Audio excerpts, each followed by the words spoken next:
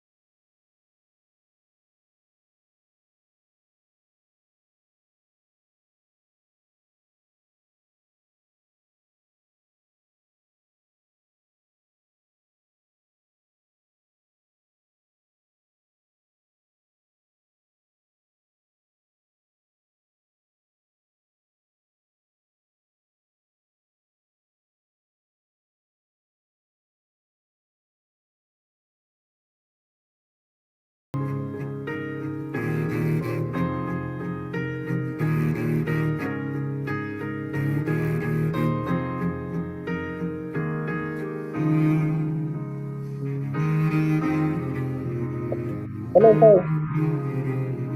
Hi there. Yes, sir. Hello. Yeah, you can start sharing right now, please. Okay, sir.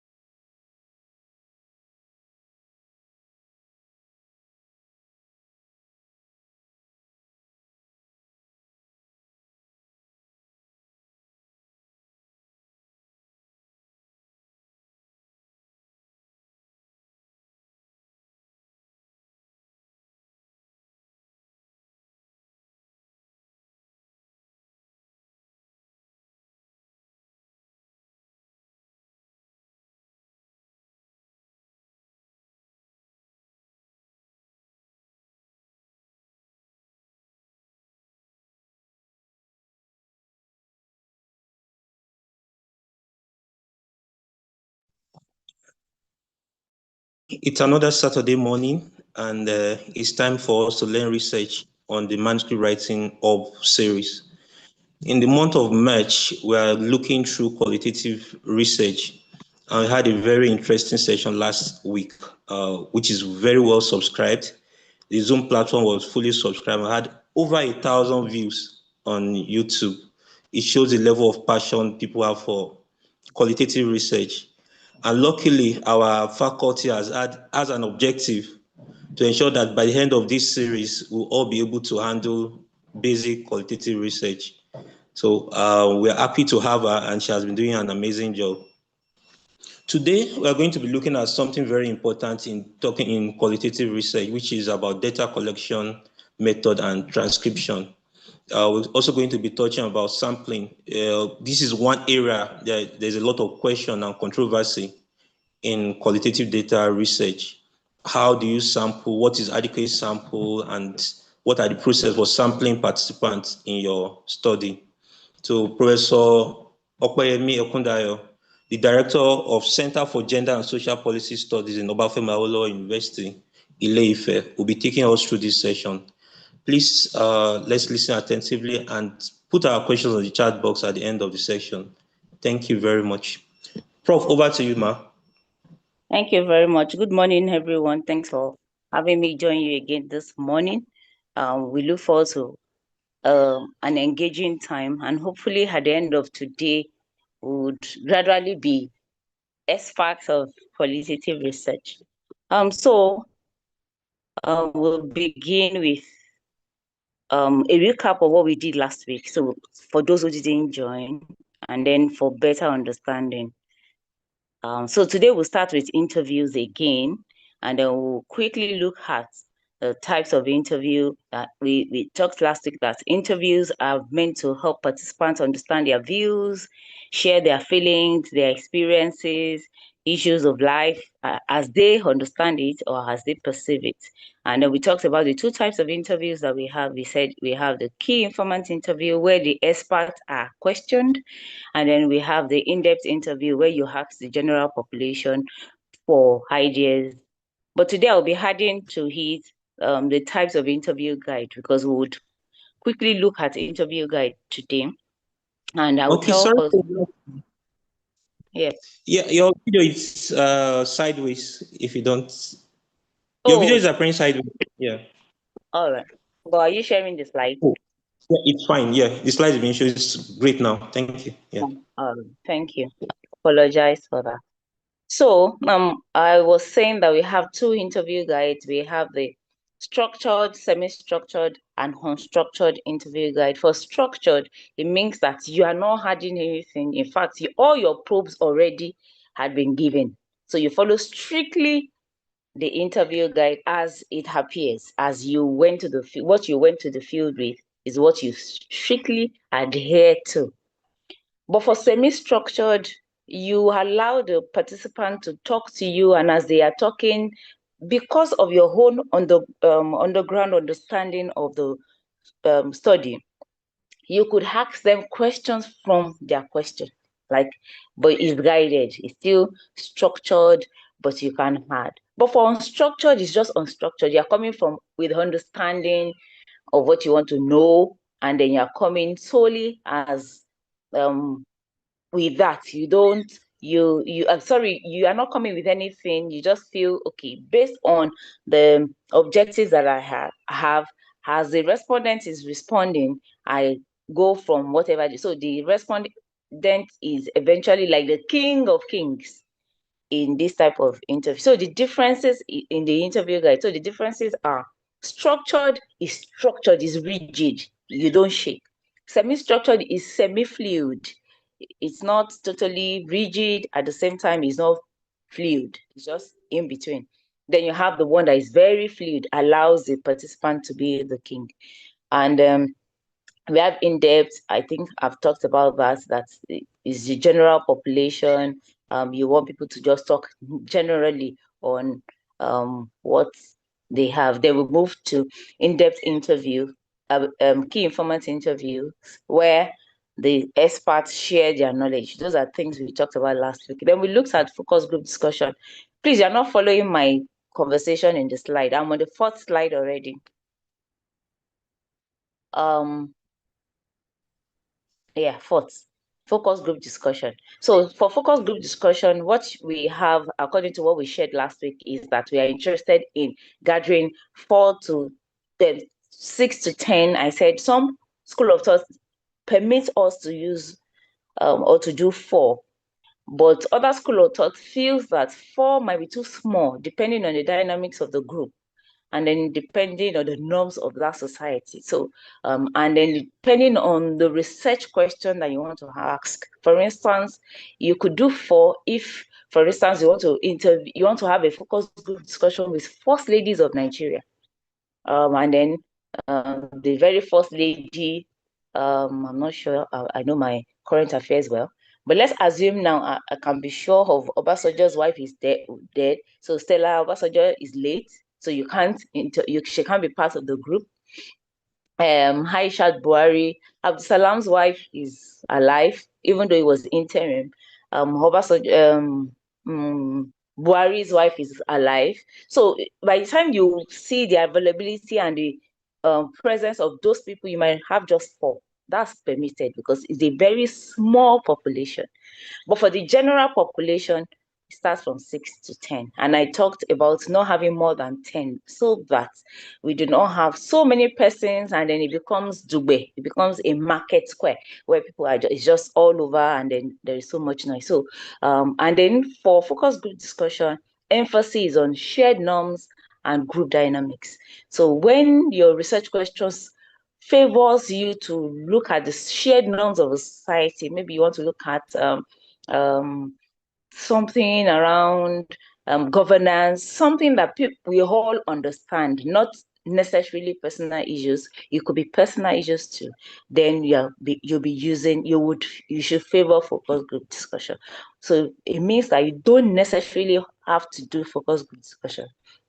Because I've been to exams, I read manuscripts where you would ask, why is this person doing focus group discussion? Because it's not necessary. So let's note when it's necessary. So for observation, participant observation, last week we talked about trying to observe behavior in the natural setting. You are there, and I used the example of being in the theater. You want to observe how a particular surgical process is done. You are not a surgeon, you are just a researcher. You could be a surgeon, but you are the researcher here, and then you want to observe. So in that, you need to kind of be in the space. And I talked about using all our senses, not just the eyes, but all your senses. What can you perceive?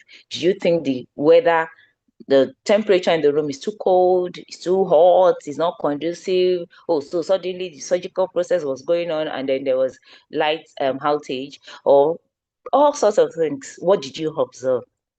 And we also talked about going with observation checklists, that you don't just go to the field, you go with a mindset, you go to get something from the field, and that guides you, not just, oh, I'm an observer. So there's somebody in this room today who wants to understand this teaching process, or who wants to understand my teaching style. So comes to the class and then just wants to, so he's fascinated by maybe my hair gear or my face, and then forget the objective of the study. No, that's not how it's done. Your objective is your observation is guided by your objective, and then you have checklists. What are those things that you must see or you must hear based on your literature review, on your past experiences? Those are the things you will be observing.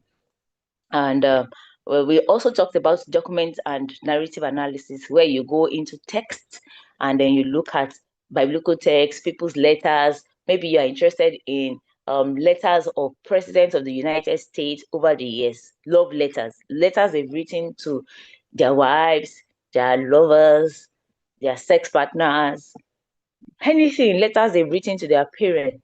You want to understand put some historical or institutional perspective into this person. So you're interested in reading through such letters and analyzing such letters. Same thing we do when we do scriptural text. So yeah, somebody in the natural, in the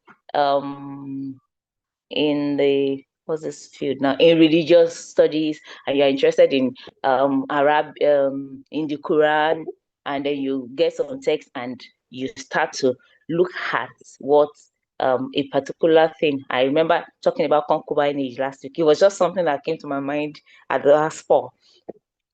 So you're interested in what does Quran or some hadiths of the Quran say about concubinage or extramarital affair or multiple sexual partners, and then you take that text or some text of the Bible or the Quran and start to analyze.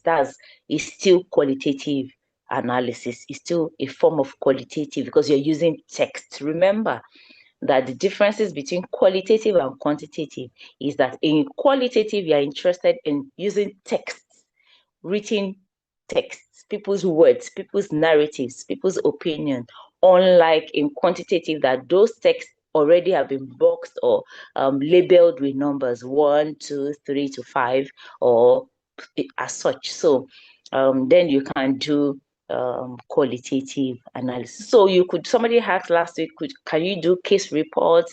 Can you do legal reports? Yes, if granted opportunity, you can. You can do case reports, you can do case files, newspaper documents. So there's these editorials that has been talking about sex over the years in Guardian, and then you are interested in analyzing that. What does you could want to analyze the understanding of the writer. You might want to understand the type of tenses used, the type of it depends, just whatever you want to understand. You bring those newspaper sessions together, and then as we get to sampling, we start to ask questions. How many papers can I bring together? How many things can I do together? So I would, for today, favor interview most, because interview is the background that most of us have when we talk about qualitative research. So I'll give us briefly some housekeeping that we do when we do interview. What are those things that we need to do? Now, one funny thing, one shocking thing for me that I find out or that I found out over the years is that people just assume they know how to do interview. There's that assumption, oh, Shebi is interview now. Well, who cannot speak English. As long as I can speak English, I'm fluent, I have good oral diction, good communication skill, then I should be able to carry out an interview. You might be wrong. Interview requires you to, if you're doing it yourself, to sit down and rehearse. Sit down, having had your interview guide, you've developed your interview guide, then you might want to kind of start to think of rehearsing. When I get to the field, what do I want to do? How do I want to talk? Especially if you're going to interview people of everyone needs rehearsal, because the setting and the location and the expectation of your participant matters. So for instance, you are going to interview some first ladies of a nation. You would know that you have to dress well, look good, try to brush up your diction and your communication skills, and like that. So it's important to not just stumble. And then, for instance, in Nigeria, you're going to the northern part of the nation where you know that there are some level of perception of how we dress, restrictions on how people dress. You wouldn't expect that they open up to you in your miniskirts. Miniskirts, is it a sin? No. But you want to be accepted. You want to be loved. You want to do things the right way that it should be done. So your dressing matters, your presentation, your look generally. Are you looking gloomy? So you want to go and talk about childhood trauma, and already you are wearing that look of somebody who is traumatized. Oh God! So you look this way. So it matters, your look, your dressing. How interesting do you want your interview session to be? So it matters. All of this matter. Then in your rehearsal, what I tell my trainees when I train people to go to the field is you need to sit down and do good rehearsals. One way to rehearse, you don't necessarily need to call your siblings or your spouses or your children to say, okay, sit, let me rehearse with you. No. Stay with your mirror. Stay in front of your mirror and then do rehearsals. Start to and then record yourself, because your recorder will give you better feedback, because you're the one that knows what you're going to the field to do. So it's record your face, do a video recording of yourself, record your face, record your way, your mannerism, your gesture, record all of those, and then read, look at it again and see where you can be better. Yeah, so it matters that you do rehearsals. Another thing is question that comes up again and again is when people ask, can two people conduct interview? I think we talked about that last week, that two people can conduct interview, especially if both of you are on the same page. For instance, you are partners on that study, and you were privileged to develop the study guide by yourself. You might want to, and you know that you are good, you have good communication skills, you're pallies on the field, because that matters too.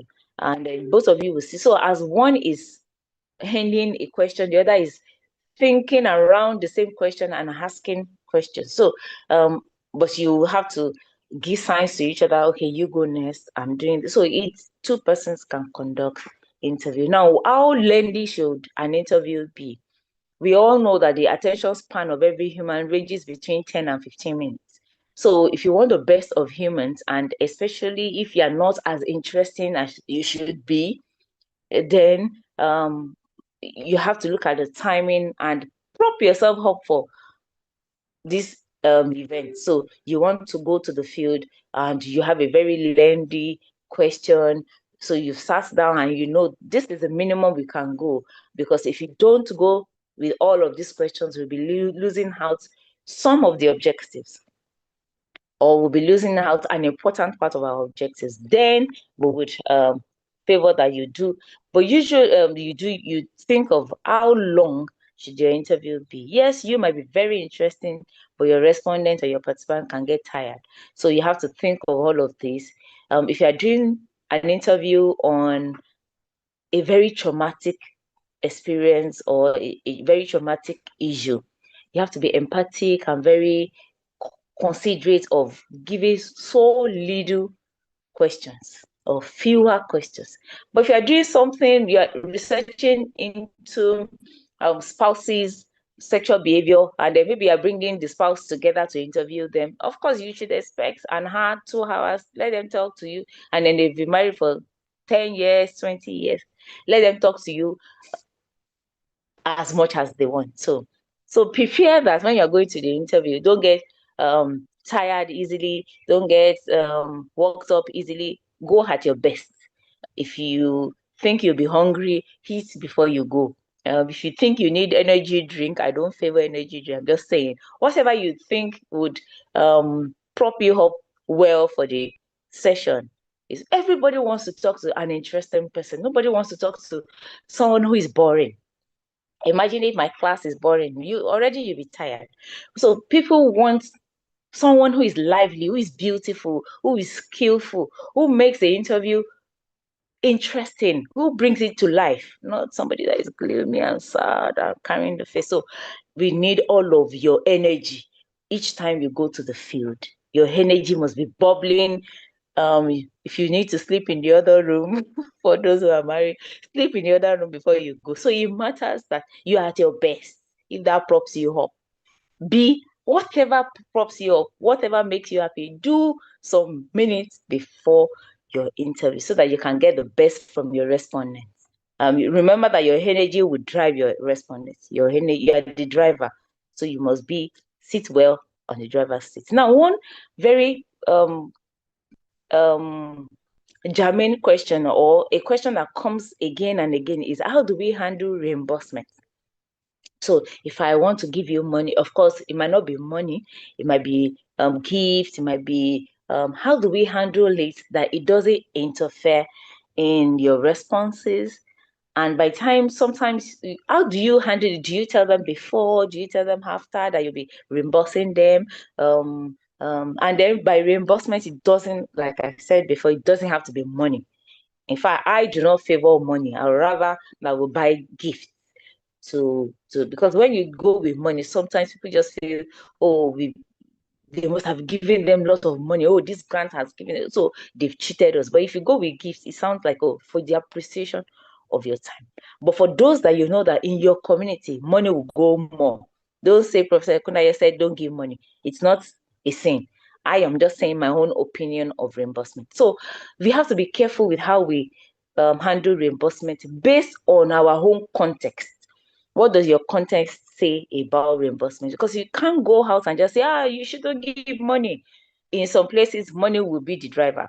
In some places, money will be appreciated and give. So it's your context, but it's something you have to prepare and focus on as you prepare for your interview section. Also, we know that we have to emphasize the participants' views. Oh, time management. Now I have to manage my time this morning because I'm on slide 9. I'm going to 25. So time management is important. We have to consider that. Now, we also need to ask open-ended questions. We've talked about that last week. Why, what, how? Those are questions we need to ask. Probes are important. You probe. We'll go on. As we go on, we'll still talk about more of that. Then you have to do your recordings. I advise most times, don't go with just one recorder. It can be dangerous. Go with as many recorders as possible. Your phone is on flight mode. Must be on flight mode. Never allow interference to come from you. Never as an interviewer. So your space should be guided. You should set the tone. So imagine there's a call coming in as you're doing the interview. It's an insult on the timing or the time of your participant, and it shows you're not a serious person. So put your phone on flight mode and use your flight mode your phone for recording. Get some recording gadgets. Make sure you have at least 2 recordings so that if one fails you, if the enemy of your household goes on one, they won't get the other to go to. All right. So, and then your data storage. There are trainings on each of these components. So even for data storage, how do we store data? How do we label data? Those are big things that we do sometimes too. Now, moving on from that, how do you develop a good guide? I was careful I wanted to spend some time here today because I know that, yes, if we go to coding and start to talk about data analysis and all of that, it's beautiful, but most of us will give our interviews and transcripts to somebody to do for us. So if you let's sit down with those preliminary things that should make your data set beautiful. Awesome. So one of the things is, how do we develop a good interview or focus group guide? The first thing is to set your research objective. If your research objective is not good, there's no way you can have a good guide. There's no way you can have a good data analysis. And eventually your reportage will be poor and you might not be published. So it starts with your objective. Your objective has to be coined well. That's another what's it called? Another training. How do we carve good research objectives? But I know we are all knowledgeable and we are all experts in objectives. So that's why I didn't spend too much time in research objectives. But your objective must show to us that this will be a qualitative research. We have to see it. You don't say influence of or prediction of this on this, and then you say you want to do qualitative method. That doesn't, there's no relationship. We don't do relationship in or influence of or prediction of or evaluation. We could do evaluation.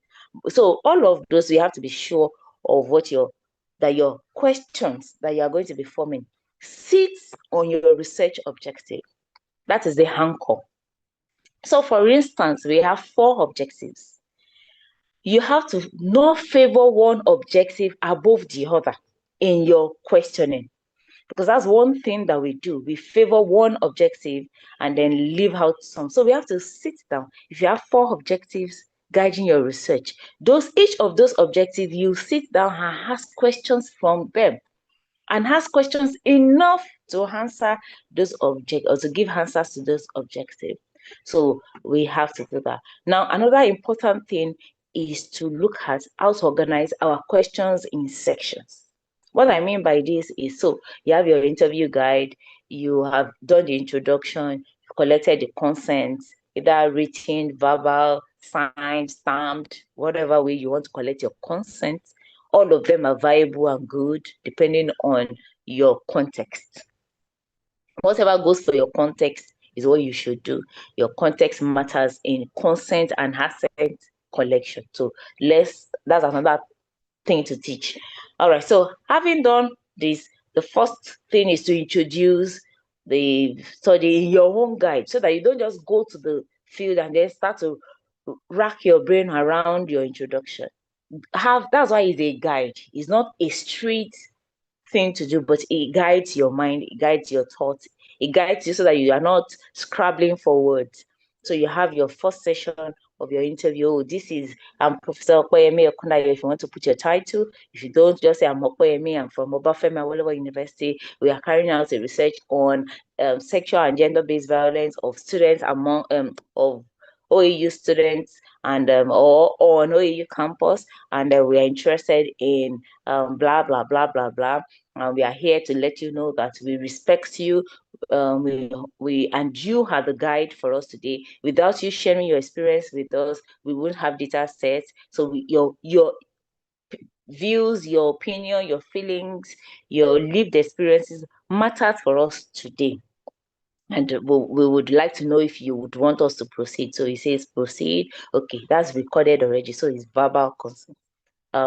Proceed. I've been waiting for this day. Oh, thank you very much. I hope this is the convenient time, the convenient space for you. Would you want us to offer you water?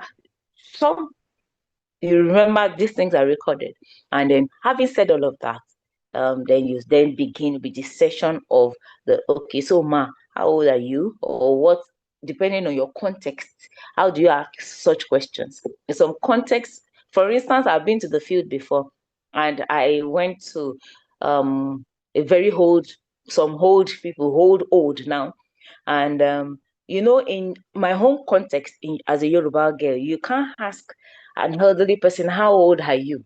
It's not expected because the research was carried out in Yoruba. So I had to dance around, Mama, I will interpret, Mama, me to bere, but fún iṣẹ́ yìí, how old are you? So what I just said earlier is, oh, Mama, I'm not supposed to ask how old you are, based on our cultural context, but could you please permit me to ask you, because I'm too young to ask, but could you please indulge me with the response of your age? You would be around what age, or what age would you want me to say you are?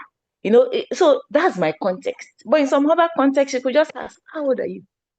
Nothing. So in interview and forming interview guides, you have to be conscious of your context, because it's your context that guides what you would do in this way. So then when it came to asking questions about how many children do you have, that's another problem in my context, in my space. So well, I can't come off all of meaning that we don't count how many children you don't count someone else's children. It's a taboo. But could you please, for this study, tell me how many children you have? And then she says, oh, it's okay. I understand, you these people, you researchers, and you these people in this generation, things have changed. Okay, so may God keep my children. So they start to pray, may God keep them, nothing will harm them. Okay, so I have 10 children. Okay, or I have 2 children. Oh, so you have to also pray and say, may the Lord keep your children for you. Amen. That's my context. Those things matter. So as you go on, you ask the basic family questions, social demographic questions. For instance, is rude, perceived rude to ask somebody, how much do you earn monthly? Is seen as being rude or being too forward. So those questions, as much as it looks like question 1, age, question 2, sex, question 3, how much do you earn? How many children do you have? Where do you live? In your context, those questions might be problematic if not handled well. In fact, it could lead to the end of the conversation. So we have to be conscious of all of those and know your context well before you start to ask those questions. Now, that's for the first session. Then, depending on what you're researching, so you start to build your questions based on session. Based on, so what's your icebreaker? What questions would you want to ask that will not come strongly in the face of the person you want to ask? You want to ask soft questions. So what do you think of the weather? Maybe you want to ask about sexual violence, but you would then want to link something around them that looks like maybe you, on your way also, on my way coming, I saw this ad or I saw this billboard that talks about or you want to do contraceptive. Oh, so I saw a billboard that talks about condom usage. What's your view? So in this community, or I noted in this community that there are lots of abortion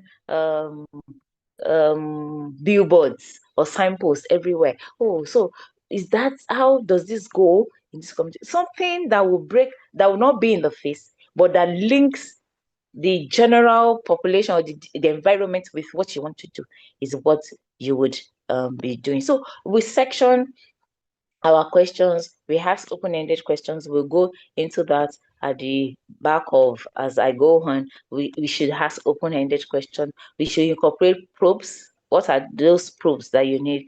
Your questioning has to be logically and clear. It has to flow logically and it has to be clear. It has to flow. You can't jump from the weather of today into space. Oh, those that travel to space and then come back to contraceptive use. There's no flow. So it has to be a flow that both the respondent and the interviewer would enjoy. And then importantly, we have to test our guide. You just like you test your questionnaire, you should test your guide. It helps you to know if what you wanted or if you assumed, if your assumptions or what you've written would give you the answers you would want. So it's important to test. So let's look at some examples because I wanted it to be a bit more practical today. For instance, that's the next slide. Research question 1. So I am here with a research objective. My research objective is asking that we should examine, so my objective 1 in this study, we are going to be examining gender and sexual and gender-based violence on OAU campus. And then, so what do you think will be my background data? Of course, my background data, because obviously is on campus. I didn't say student. It's just generally on OAU campus. So my respondents will be people who are domiciled on OAU campus, not OAU students. That matters. So who will be my respondents? My respondents will be students, staff, admin, teaching, maybe those in the health center, some of those market women, because it's OAU campus. Some of those market women in Market Square might want to identify some of them. And if I'm doing in-depth interview, and I want to look at the general population, map it and see who are those that I can ask questions that will, remember, it's not just sexual, it's gender-based violence. So if, for instance, the guy that drives a bus pulls another guy, that's because it's a girl, or pulls another guy because it's a guy. That's gender-based violence. So I want to research that. So I will be asking some of those drivers what their view is on gender-based violence and sexual violence too. So that's for key for in-depth. But if I'm doing KI, I have to be sure of those who are knowledgeable about gender-based violence. I might want to come to the director of the Center for Gender. I might want to pick some of the management staff. I might want to pick the student union president and vice president. I might want to go to a center to ask the director there or the person in charge of gender-based violence there. I want to go to the security unit and ask them. I want to just interview one of the drivers to ask them about violence. So it depends on which of the style that you want to. Now, having said that, now back into our objective. So into our guide, sorry. methodologies. So we have the background data, just like I told you, your age. So for undergraduates, for this type of people, you won't have problems. You just be asking, how old are you? What's your age at last birth? All other information that you think is important. What level of schooling are you? Part 1, part 2, and all of the things you need, you think are important. Then you want to start to ask what their experiences are. No, so let's quickly look at this kind of question. So I've asked, have you ever experienced harassment or violence on campus? Now, imagine somebody comes to you and asks, have you ever experienced harassment on campus? It's rather too broad. It's rather too in my face, kind of. It's rather too, number one, you are coming with some assumptions. Your questioning reflects some level of assumptions. But it's better when you say, can you describe any experiences you or other students have had regarding harassment on campus? If you were asked, as imagine, put yourself in the shoes and think of yourself as somebody who is responding, and somebody comes to you and asks, have you ever experienced harassment on campus? It helps you to, you have to start thinking, have I? But it's easier when you say, can you describe any experiences you or other students have had regarding harassment on campus? You know that it's easier because you have said you or other students. So it's not asking a direct experience, but asking in this response, you can then start to probe more. Oh, can you tell me more? Really? What do you think allowed that to occur? Or why do you think that experience happened? They are telling you, it's coming out of the shell to tell. But somebody comes to you, the first question about their experiences, and usually you want to know experiences before perception. So you then ask, have you experienced violence? Have you been violated by your spouse before? Oh, so I first look around and wonder, okay, spouse violation, spouse. So don't put your respondent in such spotlight. Let's find ways to, and that's why it's good to invest a lot in your interview guide.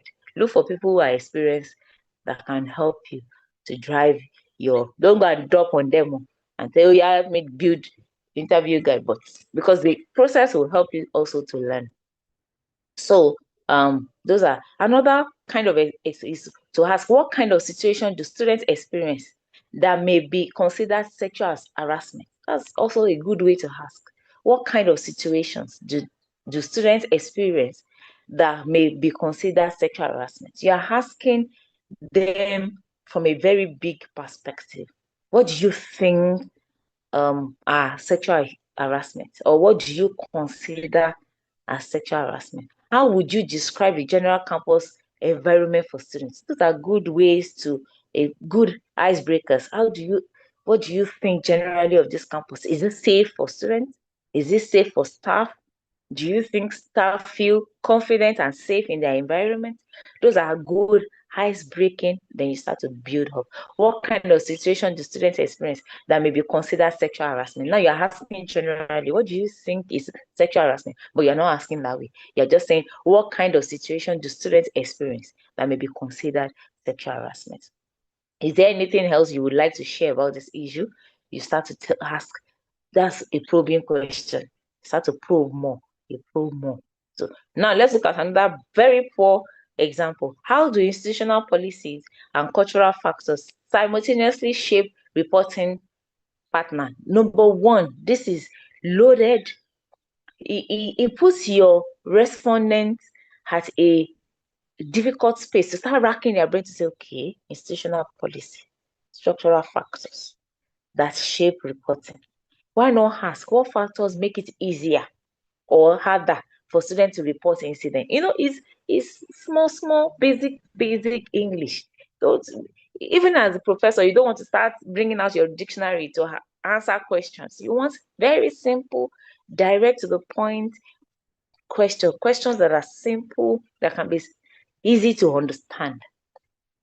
So also there are types of, we could also have leading questions and neutral questions. Leading questions shows your biases.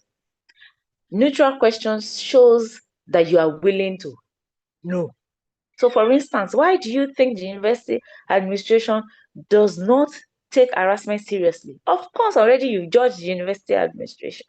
Imagine you're asking the VC this kind of question. Why do you think the university administration does not take harassment seriously? Already you've turned him off. You've judged the person. So how do you think the university administration respond to reports of harassment? You are giving them the view. You are allowing them to say, oh, they don't respond well. Oh, they respond quickly and swiftly. And they respond professionally. Oh, my time is so running today. Oh my God. All right. So that is now. So now that we have, oh, what do we do? Dr. Kudus, what do I do? I still have 10 slides. Oh, speed. Please, Okay, how do we? go ahead. And with you. You said? I said, please go ahead, ma. All Would right. split and indulge to stay maybe 15 minutes extra. Oh, I apologize. I will try to do faster. All right. So how do we capture qualitative data? Of course, we've talked about capturing it. We take field notes, we record, we talked about that in person. We could also do video recording, but you have to, if you're using their faces, you have to take more consent than just, oh, are you willing to record? Let them know that their faces will be used. You don't just use people's, they could turn around and sue you. Yes, they gave consent, but they didn't know as much as their face will be used. So it's important to take consent if you're doing more consent, if you're doing video recordings than audio. Then now we'll go to transcript, because that's one other thing to do well. Transcription is converting your audio file or your video file into written text. It is essential because that's what you'll be using for your qualitative analysis, and it has to show that you're familiar. Now, how do you choose your preferred transcription method? I'm on second slide from where you are. There are types of transcription. Remember I said transcription, everything you do, you have to go back to your objective and be sure. So your choice of your transcription is dependent strictly on your research objective. Do you need to do verbatim transcription? You have to do verbatim if you're doing things that has to do with emotions. You are talking about harassment, you're talking about childhood trauma, you're talking about this conduct disorder, for instance, bullying, things that would reflect emotions. You would be doing verbatim analysis or transcription. So it depends on your objective. Your objective drives your type of transcription.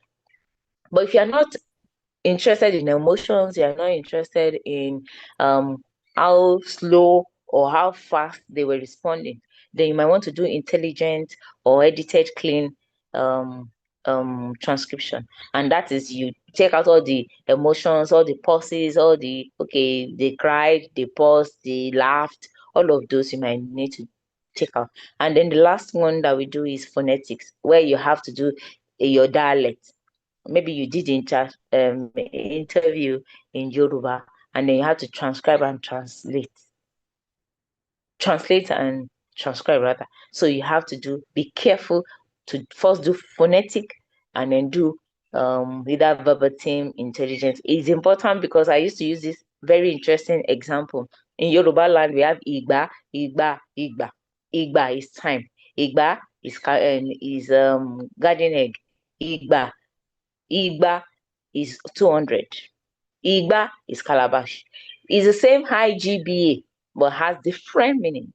So you have to be careful when you do transcription in such way. Also, what are the steps to doing transcription? The first thing is to listen. So first, to listen to your transcription, because as you're listening, you're already analyzing.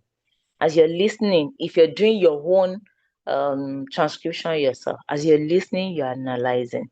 You want to convert your speech to written text. Please let me state this, that if you want to do verbatim transcription, that you need emotions, don't use harp.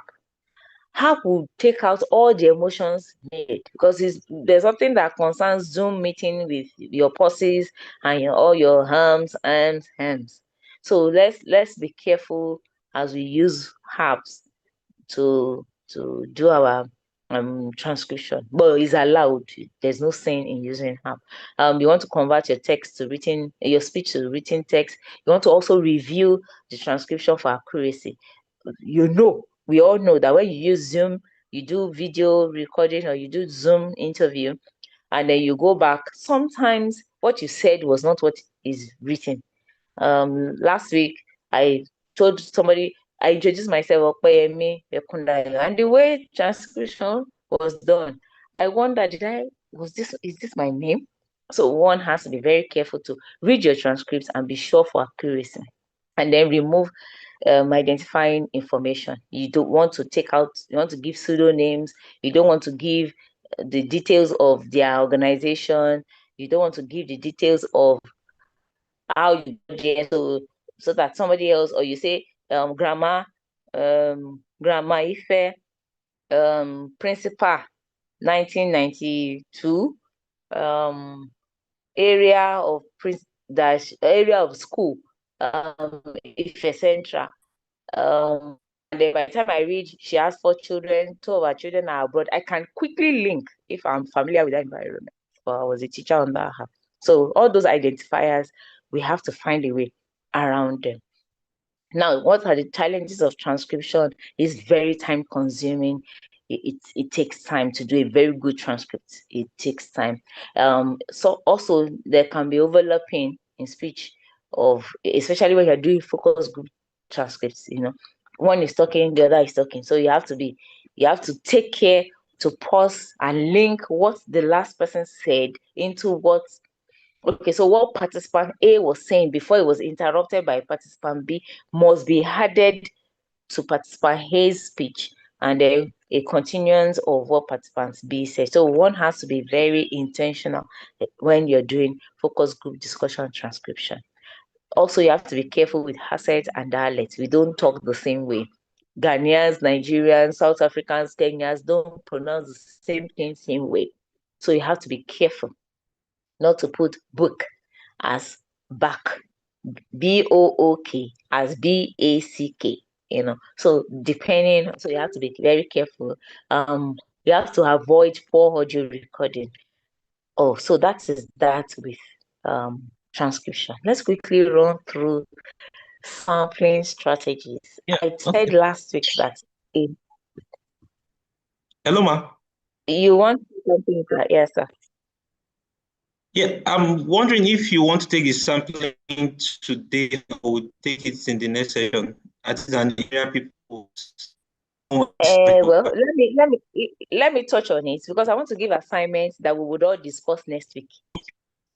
So I need to quick, and that's why I'm rushing. So it matters to the assignment for next week. Don't worry, I'll do well.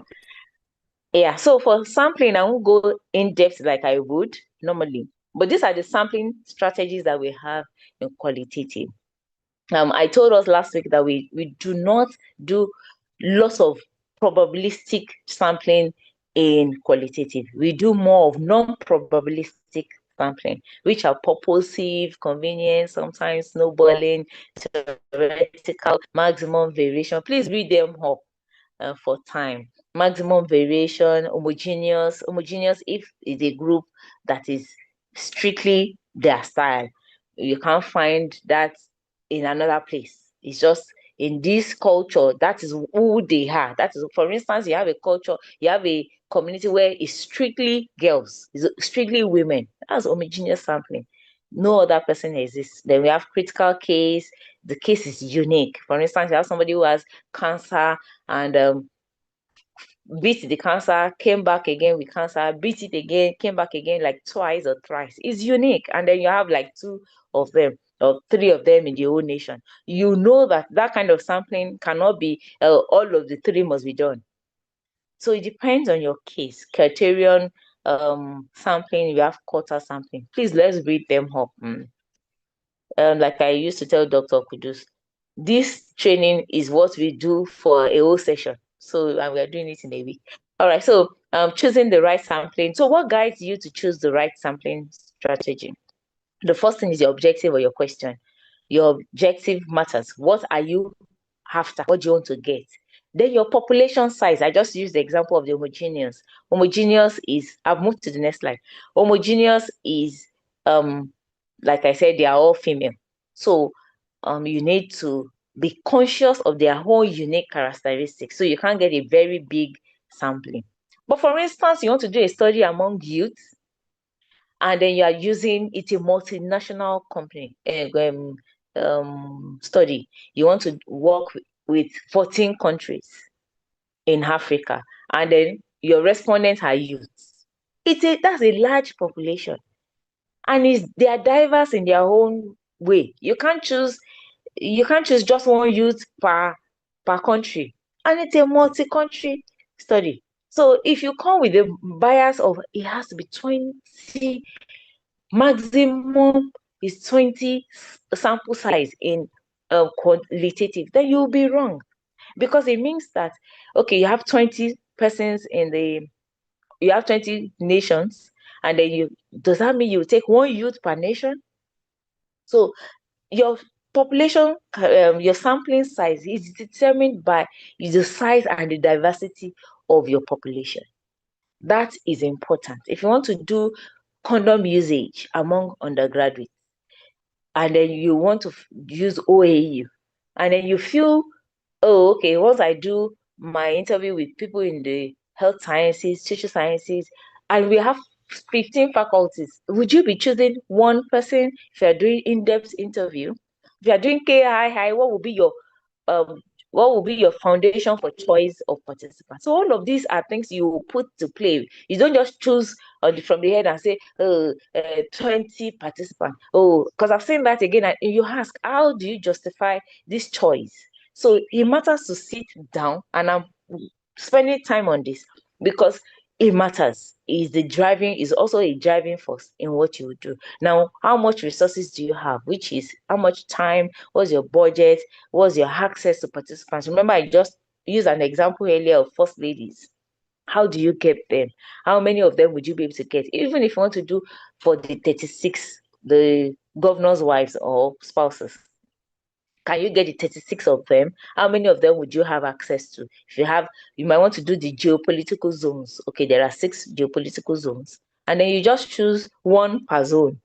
You assume or you have a justification for why that choice. So it matters. So all of this is what you put in your sampling size determination, your question, your diversity of perspective, resource constraints, and then data saturation. Now let's quickly look at data saturation, which is my 23rd slide. So you see, speed. Now, data saturation. How do you get to data saturation? Data saturation is something should put at the back of our mind as we go to the field. Yes, we need to gather as many experiences as we need, but we also need to be conscious that as you start to ask questions, and then you're starting to get the same responses from your respondent, then you have gotten to your data saturation. So data saturation is not always by size.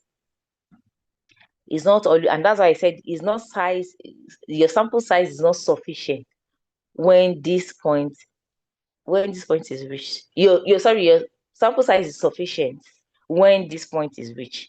Sometimes it's easier to just say, at the point when I get to my saturation, I'll stop. This is usually taken from people who they've read their work and they know that they would actually reach point of saturation before halting. But if you're somebody that is starting, you need to sit down strictly with your sampling size determination and give justification, good justification for why and why. Now, also, one of the things that determines your sampling size is, are you doing interview? Are you doing observation? Are you doing focus group discussion? Or are you analyzing documents? For instance, let's use document, or let's use observation. We favored the first 2, interview and focus group discussion. Now let's do interview. Let's look at observation. How many persons do you need to observe? Remember, I said it determines by those points, your population, your objective, your research questions, and the likes. How many documents do you need to use?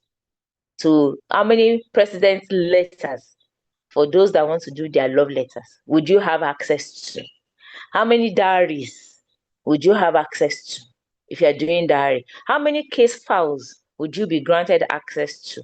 Of course, if you're doing biblical text, you can't do the whole of the Bible. You can't do the whole of the Quran.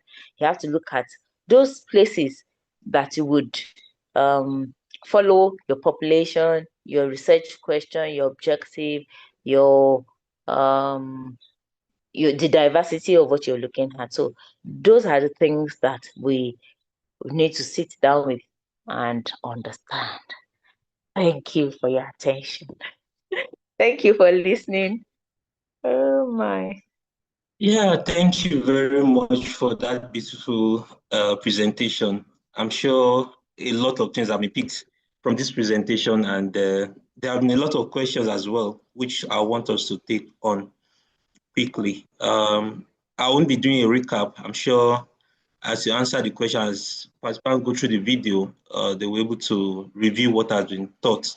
So I'll quickly dive into the questions. So the first question I'm picking here is, will money not be seen as inducement?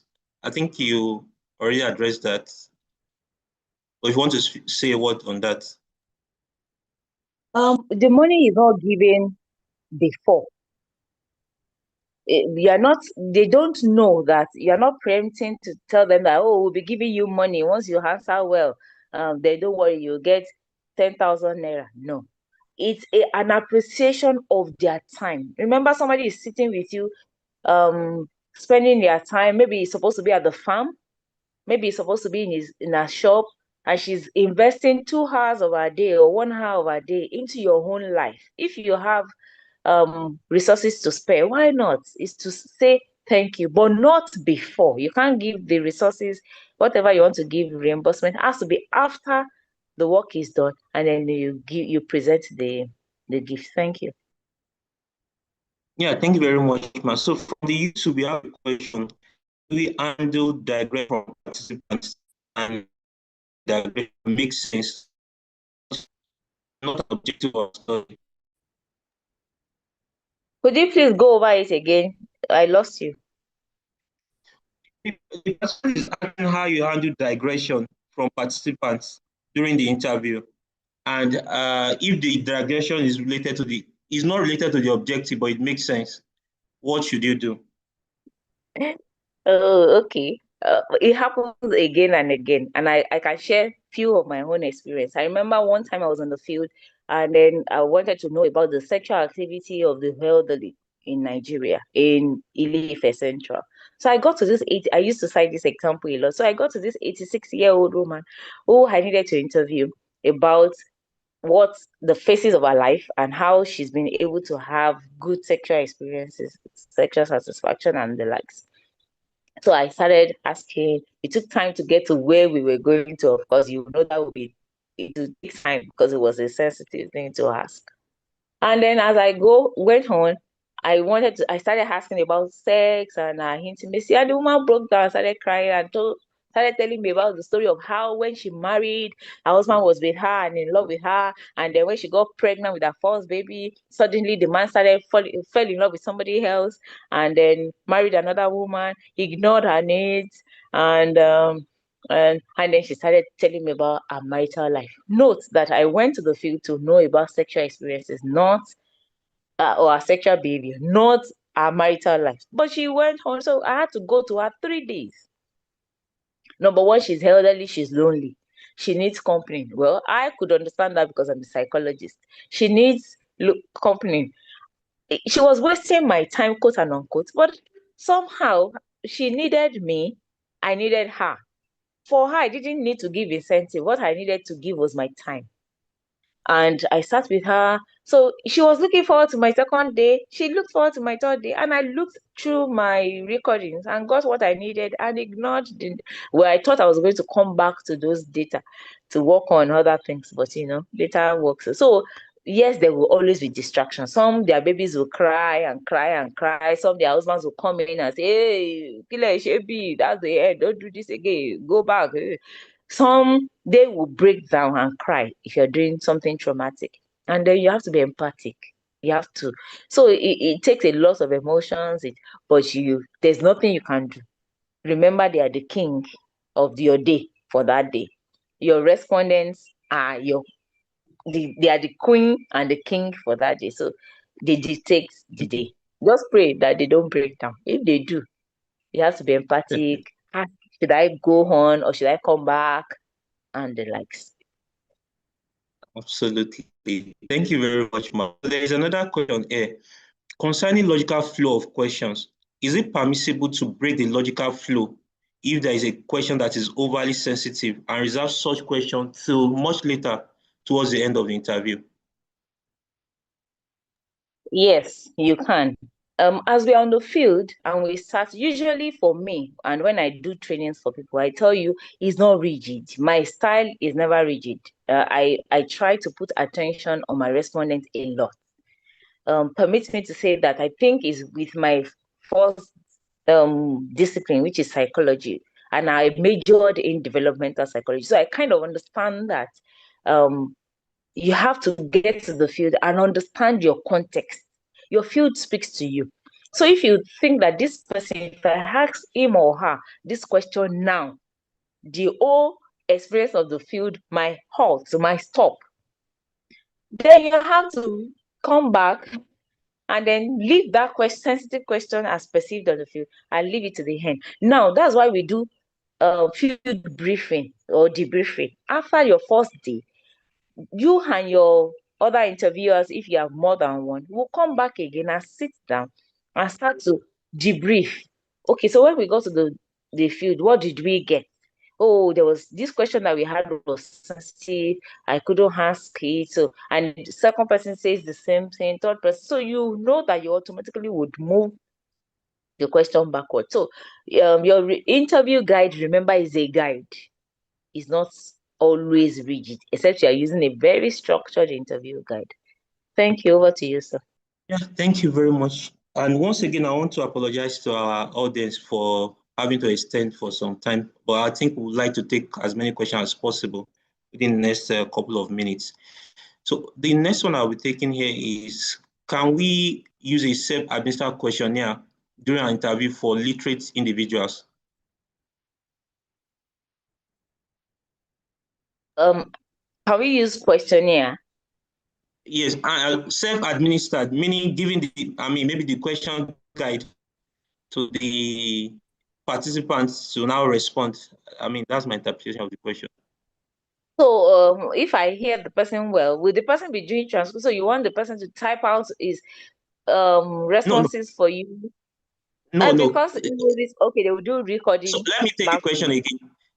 The participant is asking that, can you use a self-administered questionnaire, just like we do in quantitative study, where you give out the questionnaire to the participant to respond. So he or she is asking that, can you give the interview guide as Zoom to the participants to read and respond? Then it's no longer interview. I don't think there's a self-responded interview. If he's knowledgeable and it goes that route, you don't have a choice. He's the king, and that's the option he's giving you. And then he's saying, "Don't worry, I'll record." But you know that it will not be engaging. What you need is not just them dumping things on you. You need real life experiences. You need views and points and opinions, not street. So how do you then probe? How do you then? It's possible you can if they are busy. For instance, first ladies do not feel, but you push. I think it's better you push. You say, okay, I will do video, we'll do Zoom. I don't have to physically be there with you. Okay, I promise you it won't take time. But if you're interested, they forget that that's taking time. And they yeah. Okay, a follow-up question to that, because it's kind of related, is if you give out can you give out the question so that you can get a more detailed insight and response from them? Well, I don't think that you will get more detailed response. Let's be sincere. We are scholars ourselves. Somebody sends you a question, and then, oh, question one, what are your, you will give it, and then in 2 minutes, you are done with that response. You can switch your time and the answer. But if the person comes to you or is on your phone, for instance, now, I'm sure ordinarily, if I had sent this voice note, this meeting would have been over if it was recorded. You know that this meeting will have been over. Maybe I will have just quickly rushed through my recordings, 45 minutes. I will have gone over it again and again and done a straight 45 minutes recording and sent to you. Unlike now that we are here, my examples are changing, my views are, I'm trying to drive it in more. It's the same thing when you do recorded response. So I would say that except there's no access, try to do interview. It doesn't have to be face to face. Phone interview is permitted. Over to you, sir. Okay, so someone is asking that what type of FGD guide will you suggest to a researcher carrying out an intervention study and want to use exploratory sequential mixed method? Thank you to the person asking the question. That's the assignment I will give you for next week. I don't want us to do it. I do it myself. I don't want to spoon feed us. Next week, we are going back home. Okay, so let me give the assignment. So we are all going back, and then we are sitting down with what you would love to use qualitative for. And then we'll come up with our research, our title or the name of our study, the objectives that you think is qualitative. Please don't bring quantitative objective at all. Even if it's just one objective, it's okay. So come with your objective, sit with your objective, think along this that we have learned, the sampling that you think you should use, your population, write about them, write about your sampling size, at what point do you think you get to saturation? If possible, develop your interview guide or your focus group guide or your observation checklist. Do something, even though I've not taught development of observation checklist, but you can do it. Do that, and then let's maybe showcase like 2, 3 next week and talk about them. So that's the assignment. So next week, work on it. Sir or Ma, who has asked that question, and then come back to this. So we have 8 minutes more of the extension. So I want us to take like 2 or 3 more. This participant is asking, what if we have predetermined the sample size before going to the field? While collecting data, we reach saturation. Do we decide not to go ahead with the other planned interview? Also, if while on the field, we see that there are more teams that are still being generated and we've exhausted the sample size, do we proceed to get more people? The person is asking about sample size and saturation. Hello, Ma, you are muted. Sorry, apologies. So to answer for the first one, you don't, the saturation, because you already said that's what you want to do, you can't get back and say, I got saturated. Some papers, some journals will question your expertise, will question your knowledge of what you've done. It's like saying, I will build you a house, and that's why research planning is important. I will build you a house. It will be a mansion. You then come back and say the resources that I had was not enough. So the question would then be, why didn't you prepare enough for the resources? Based on your resources, why did you sew your clothes according to your size, not according to your clothes or material? So I will say be careful in your sample size determination. If you say 20, I remember recently we had to turn a student back to the field to go because on our form here, she said, that's a form we use on OAU campus for masters. She said she was going to do 20 interviews. And then she came back and said, I got to the point of saturation at 12. Then I smiled and I asked, how did you know? Who is the expert that determined that you got into the point of saturation? Who told you? Like, what is saturation? So she was looking. So sometimes people hide under data saturation. I got to the point of saturation, not even understanding that you could actually ask question on how did you determine that you got to saturation. So I think it's better not to shoot yourself in the leg. Over, sir. Thank you. I think we still have some questions regards giving questions to ahead of it. I mean, giving questions to the persons being interviewed. So the clarification is that the questions are given well ahead of the day of interview so that they can provide more in-depth response on the day when you are going to be interviewing. Think about 2 or 3 Okay. That is permitted. That is especially the person ask.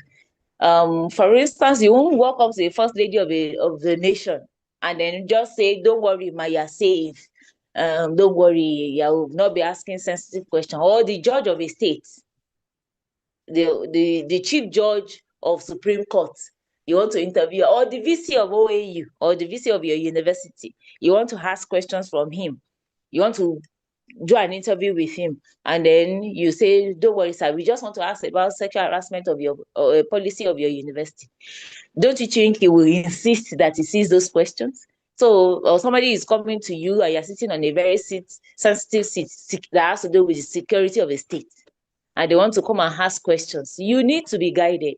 So there's no crime in sending questions ahead, but the persons are not, it won't be interview if you're not there. Thank you. Okay. Yeah, so we have 4 minutes more. Someone is asking, why do you need to take notes when you're already recording? Okay, so the job of note taking is not mostly for what you are recording. It's most times the environment. If you would need, it's not all study that you would need what you see, the context, the environment, what it looks like. For instance, let me say you want to interview some proprietaresses or proprietors of orphanages.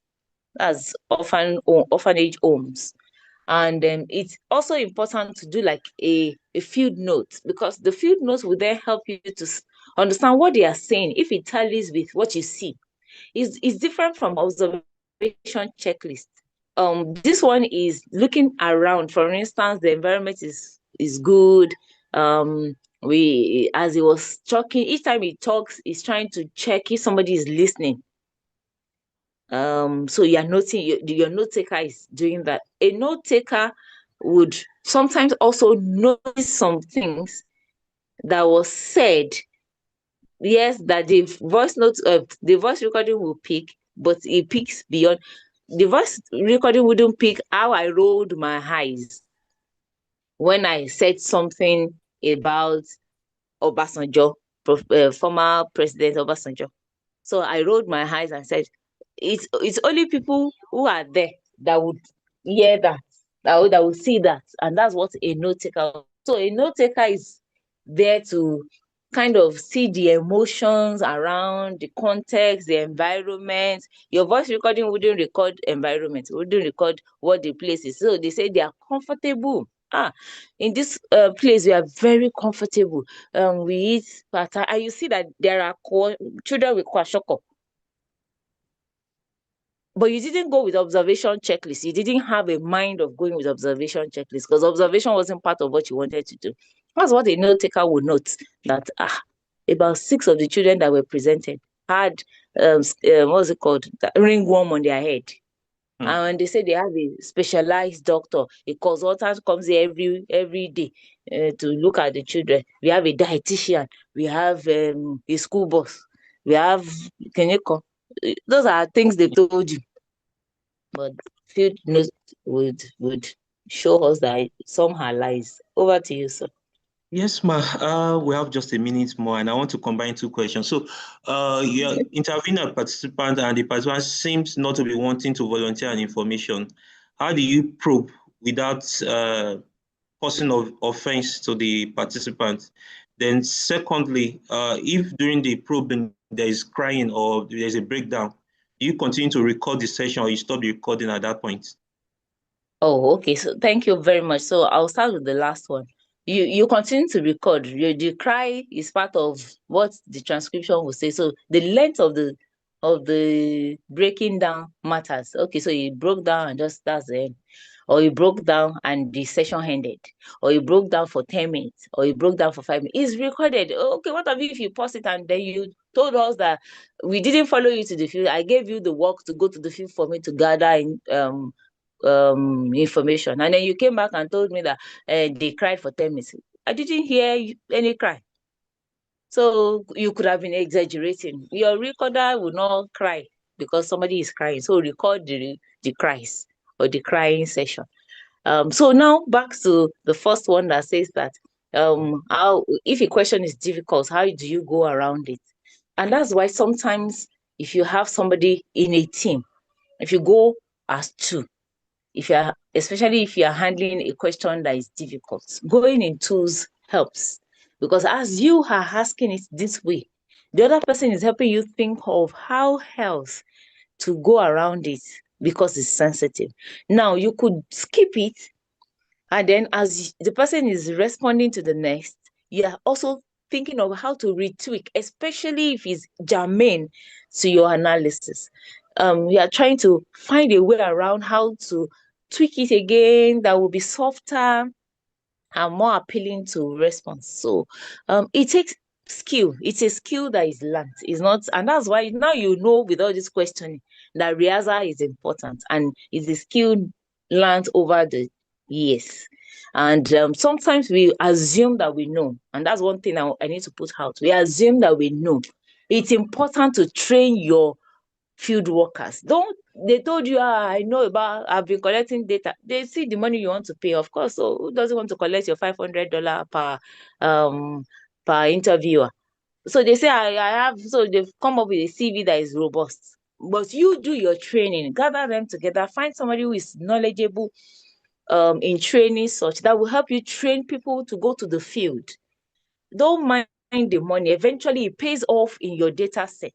So we assume a lot when it comes to qualitative. They say that I can speak good English and I'm posh, I have steez, then I can do it. No, it's a lot more. It is skill learned. Thank you very much for. Thank you very much. Thank you. I'm sure the participants have had their questions answered. I know there are a couple of questions we've not been able to answer on the call, but we can move it to the chat, the WhatsApp group, where the questions will be attended to appropriately. With that, we've come to the end of today's session, but we have a very important announcement. Next week, Saturday, in continuation of our monthly webinar series, we're going to be having a session on the power of the imperfect first draft, and I'm sure many of us can relate to this. So join us 4 p.m. next week, Saturday. So we're going to be having two sessions next week, Saturday, in the morning and in the evening, 8 a.m. and 4 p.m., where we'll be talking about the qualitative research. We continue the conversation in the morning. Then we'll talk about the power of the imperfect first draft. You don't want to miss either of them. The links have been shared on our WhatsApp platform as well as on the YouTube and on the WhatsApp, on the Zoom platform. Please copy the link. And a quick way of getting to follow all our activities to put on notification on the YouTube channel so that whenever we are live, you get to know that a session of our program is ongoing. With that, I say have a very lovely weekend and have a great day ahead. Thank you and bye. Thank you, Prof, once again. And thank you to the IT team.